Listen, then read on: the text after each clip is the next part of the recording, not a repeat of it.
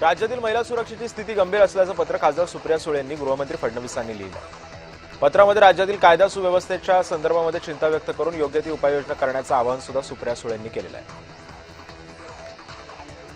मुंबईमध्ये रिक्षा आणि टॅक्सी चालकांना 1 मे पासून मराठी सक्ती करण्यात आलेली आहे। परिवहन मंत्र्यांच्या या निर्णयाच्या विरोधामध्ये ॲडव्होकेट गुणरत्न सदावर्ते यांनी परिवहन आयुक्तांची भेट घेतली आहे।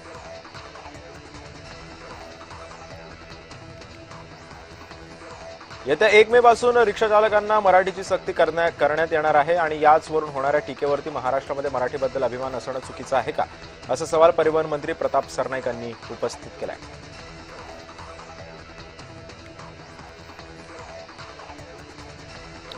महिला आरक्षण विधेयकाच्या समर्थनार्थ महायुती जनआक्रोश मोर्चा काढणार आहे। मुंबईमध्ये 21 एप्रिलला भव्य मोर्चाचं आयोजन करण्यात आलेलं आहे। मुख्यमंत्री देवेंद्र फडणवीसांसह महायुतीचे प्रमुख नेते उपस्थित राहतील। पंतप्रधान नरेंद्र मोदी महिलांच्या सहभागाला प्रोत्साहन देत असताना विरोधकांनी महिला आरक्षण विधेयकाला पाडून देशाच्या प्रगतीमध्ये अडथळा निर्माण केलेला आहे, अशी प्रतिक्रिया मंत्री उदय सामंत यांनी दिली। नवी मुंबई महानगरपालिकेमध्ये टेंडर रद्द करण्यावरून भाजप आणि शिवसेनेमध्ये श्रेयवाद चांगलाच रंगलेला आहे। विरोधी पक्षनेते आणि माजी महापौरांमध्ये चांगलीच जुंपल्याचं पाहायला मिळालं। एमआयडीसी मधील झोपडपट्टी संदर्भातील हे टेंडर होतं असं सुद्धा समजतंय। ठाणे महानगरपालिकेची महासभा तहकूब करण्यात आलेली, यावरून सत्तेमध्ये असणाऱ्या शिवसेना आणि भाजपमध्ये कलगीतुरा रंगलाय। नारी शक्ती वंदन विधेयक पाडल्यामुळे विरोधकांचा निषेध करणारा प्रस्ताव वाचून न दाखवल्यानं भाजपचे नगरसेवक चांगलेच कमालीचे आक्रमक झाले। मुख्यमंत्र्यांनी सुचवल्याप्रमाणे दुष्काळी परिस्थितीमध्ये उपाययोजना करण्यात येणार आहेत। संबंधित विभागांना या संदर्भातल्या सूचना देण्यासाठी बैठक बोलावली असल्याची माहिती मंत्री चंद्रशेखर बावनकुळे यांनी दिली।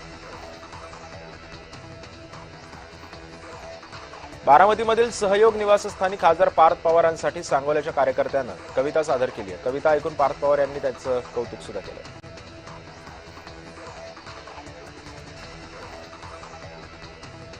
परतवाडा लैंगिक शोषण प्रकरणाचा किरीट सोमय्या यांनी आढावा घेतला। परतवाडा पोलीस ठाण्यामध्ये जाऊन पोलीस अधिकाऱ्यांसोबत 20 मिनिटं चर्चा सुद्धा केली।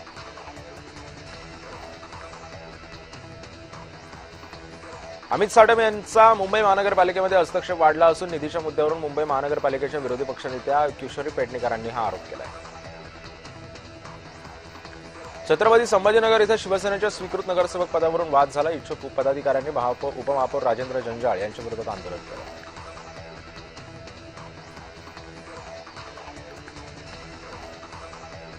सोलापूर महानगरपालिकेमध्ये विशेष सभेमध्ये पुन्हा गदारोळ पाहायला मिळतोय। नवीन कर प्रणाली लागू करण्यावरून विरोधक आणि सत्ताधाऱ्यांमध्ये शाब्दिक चकमक सुद्धा झाली।